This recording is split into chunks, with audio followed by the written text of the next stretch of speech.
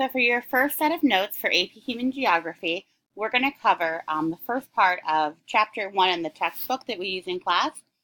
And in the review book that you'll be reading from home, we'll be covering pages 130 to 135. The first chapter in the first unit in geography is about geography, its nature, and its perspective. So it's some basic vocabulary for understanding human geography and some core concepts that we'll be applying for the rest of the year. And again, we'll be starting on pages 129 and going through 135 in your review book tonight. The whole chapter goes to page 153. So first we're going to look at the breakdown of where this appears on your exam. And then for tonight's reading, again, up to page 135, we're going to go over space and place, scale, and regions. So this entire Unit 1 will be covered for about 5 to 10% of your AP Human Geography exam in May. Although this is the smallest portion of the exam, the concepts in this unit are going to be essential to really understanding what's going on the rest of the class.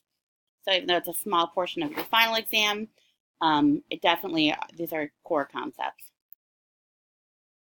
So geography, the term geo means earth, which you maybe know from earth-based science, and graphy means to write. So geography is really thought of as a discipline charged with the task to write about and to describe the phenomena spatially distributed on Earth. So when we look at geography, there are two types. We have physical geography, which is where you're studying landforms or like geology. And this is going to be very similar to the Earth part of earth-based science when you took it. And then we also have human geography, which is what this class focuses on. And when we look at human geography, we're specifically looking at how humans interact with the environment.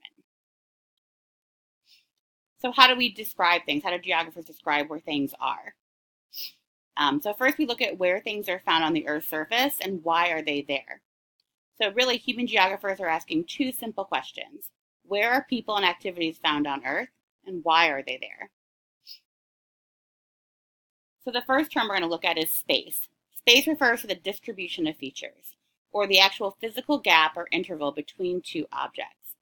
So when we look at something to give it like a spatial analysis, and I tell you to think about something spatially, we're thinking about the arrangement of people and activities in an attempt to try to understand why they're organized in such a way. So why are they distributed across the landscape in that way? So if we look at cities, why are cities set up the way they are? Is the way a city is designed, is it effective? Or does it lead to things like traffic jams? If we look at a farm, why are farms placed where they are in the country?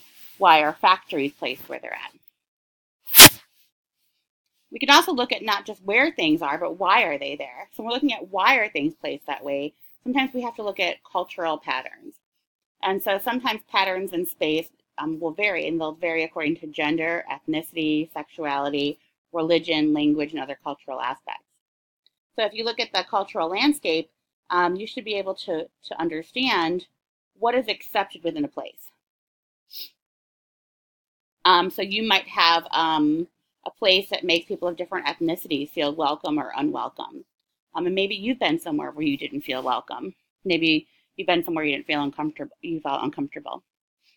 Another thing is like an inviting shopping district to people who look for alternative styles. So if you see here, this is a map of Paris. It's found in your textbook in class. And they show you here that you have the larger circles are areas that have different bars, restaurants, and shops that are friendly to homosexuals. So you're going to see like a pattern based on cultural, gender norms, and sexuality norms spread out throughout this map. And you can see the same thing based on different religions. Are people of different religions, do they feel more comfortable in certain areas? Do women feel comfortable? Do families feel more comfortable? You know, you probably wouldn't put a playground across the street from a prison. So where do we put things and how do we feel comfortable about that space? And do different people use spaces in different ways? So different branches of geography seek to better understand the dynamics of gender, ethnicity, and sexuality by looking at them through different lenses. So if we look at behavioral geography, we're looking at human geography and how it attempts to understand the physiological basis for human individual interactions. So this is really when you're getting into like human psychology, like why do we do what we do? Humanistic geography looks at how individuals perceive their surrounding environments. And post-structuralist geography emphasizes the need to understand multiple perspectives regarding space. So really, when you combine all three together, you really have a modern understanding of human geography.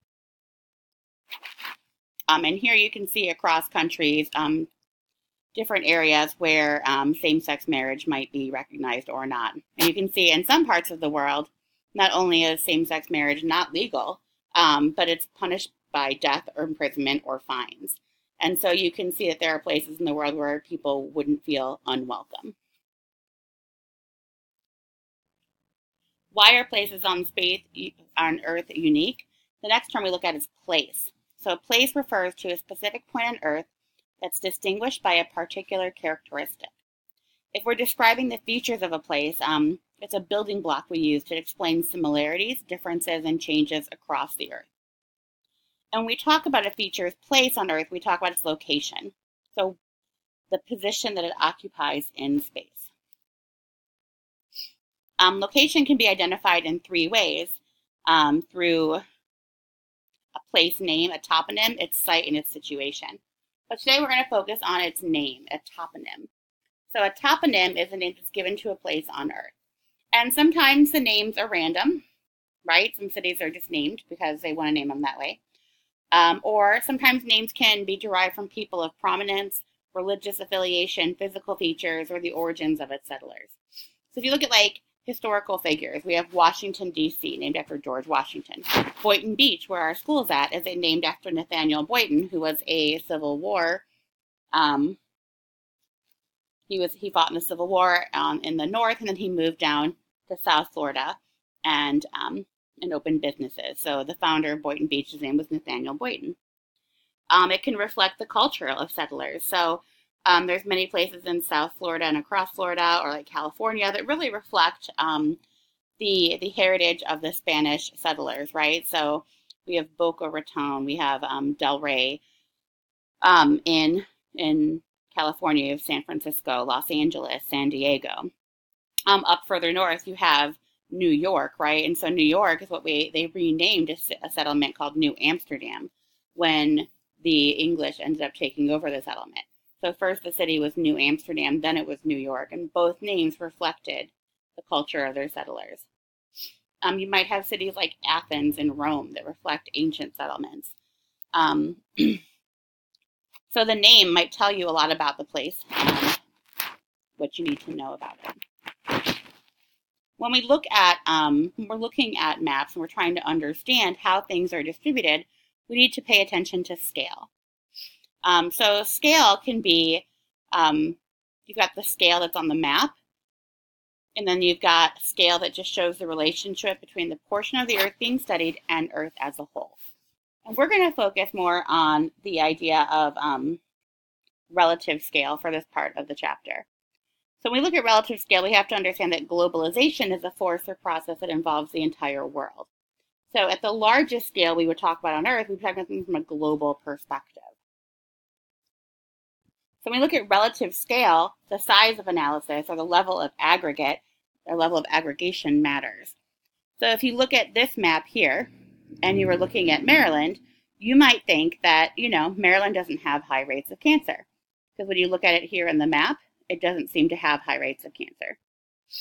But then when you zoom in, you can see that parts of Maryland have very high rates of cancer.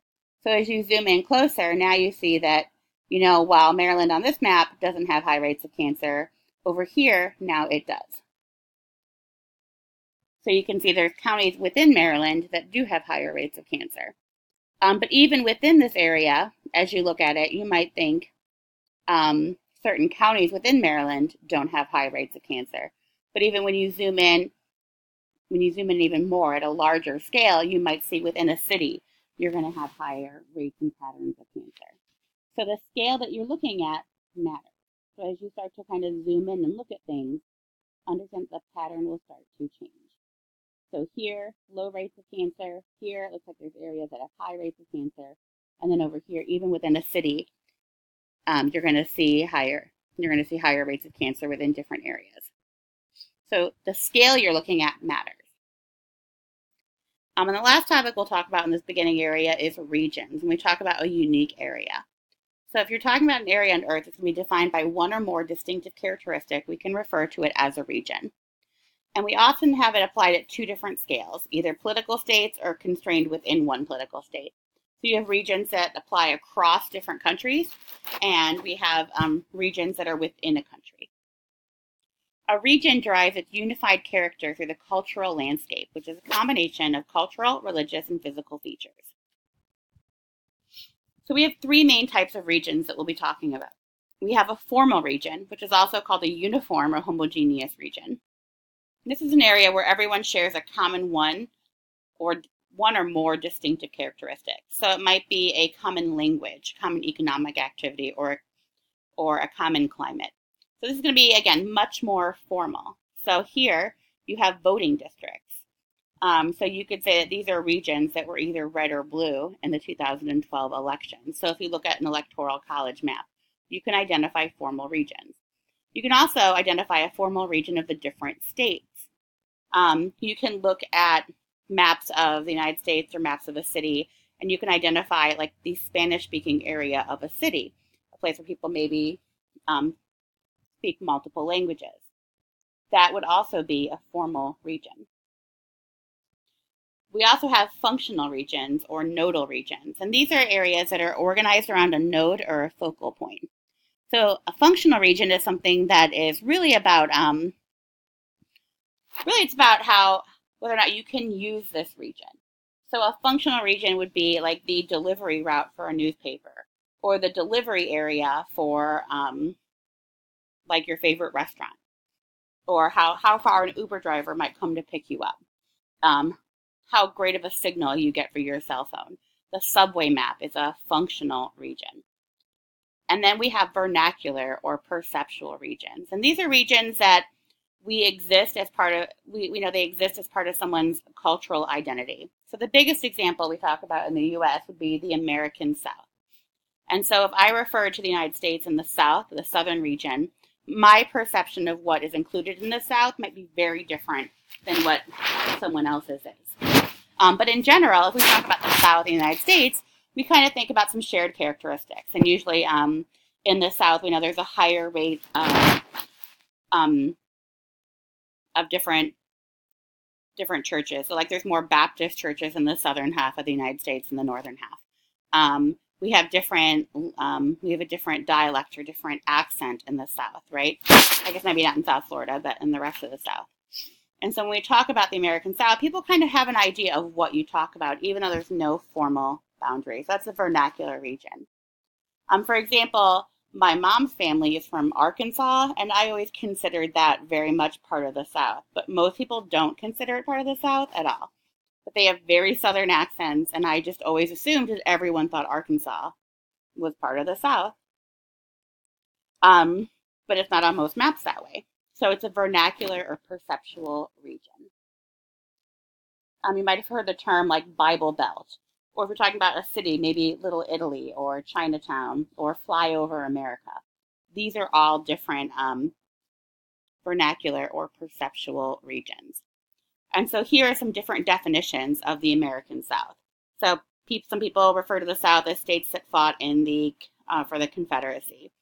Some people think about the South as right-to-work states, having rainy winters because it's not snowing, more than 50% Baptist, having the last freeze before April 1st. So as you can see, there's many different definitions of the South, and different states fall into them depending on which definition you use. All right, that's it for the first part of your notes.